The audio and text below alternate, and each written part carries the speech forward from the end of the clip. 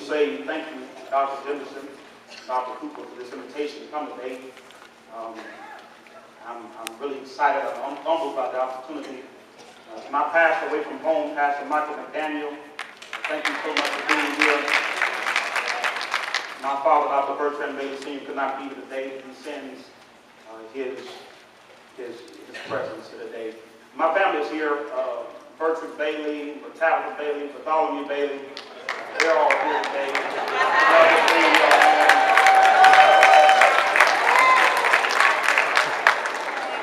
Some of my friends are here from the University of Oklahoma, Sam and Sarah. So I'm just delighted to be here. I've been to the Mountaintop with Dr. Martin Luther King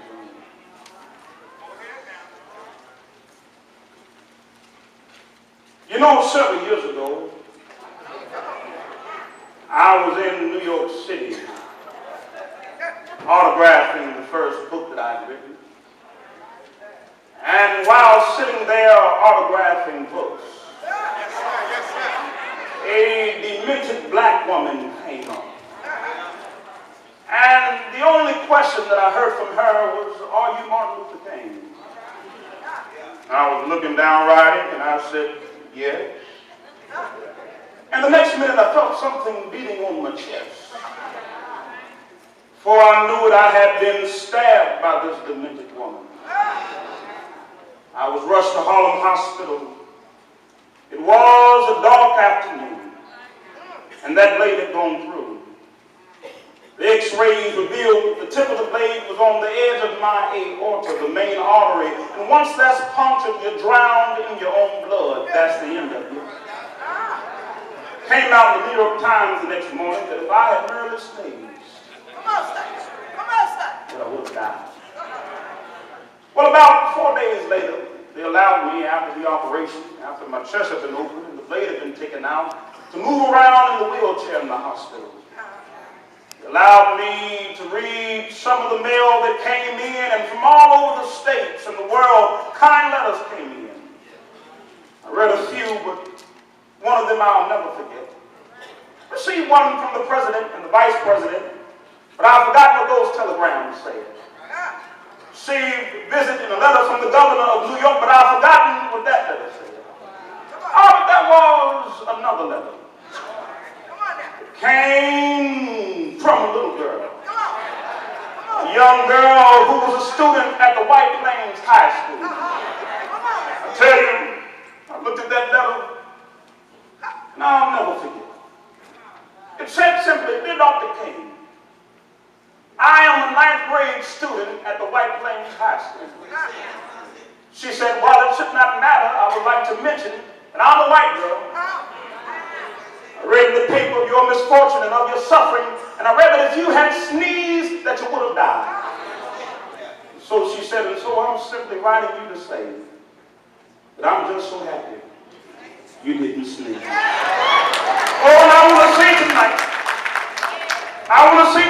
that I too am happy that I didn't sneeze. Because if I had sneezed, I wouldn't have been around here in 1960 when students all over the South started sitting in at lunch counters. And I knew that as they were sitting in, they were really standing up for the best in the American dream and taking the whole nation back to those great halls of democracy, which were dug deep by the founding fathers in the Declaration of Independence and the Constitution. If I had sneezed. If I had sneezed, I would have been around here in 1961.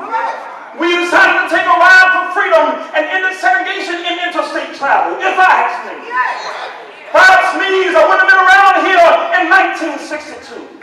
When Negroes in Albany, Georgia decided to straighten their backs up. And when our men and women straighten their backs up, they are going somewhere because a man can't ride his back unless it is bent. If I had sneezed.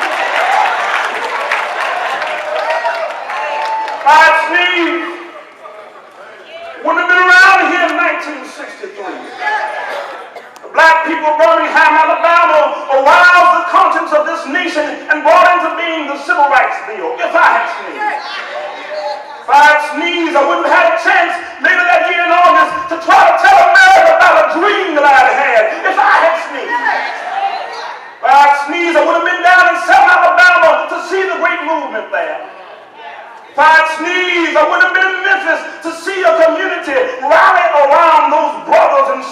who are suffering. I tell you, I'm just so happy. I'm happy I didn't sneeze. Oh, and they were telling me, now it really doesn't matter now. Really doesn't matter what happens now. I left Atlanta this morning. As we got started on the plane, there were 6 of us. The pilot said over the public address system, we are sorry for the delay. We have Dr. Martin Luther King on the plane. And to be sure that all the bags were checked, to be sure that nothing would go wrong, we had to check out everything carefully. Had the plane protected and guarded all night. Then I got into Memphis. Some began to say the threats, or talk about the threats that were out. What would happen to me from some of our sick white brothers? Oh, well, I don't know what would happen now. We've got some difficult days ahead. Oh, but it really doesn't matter with me now. Because I've been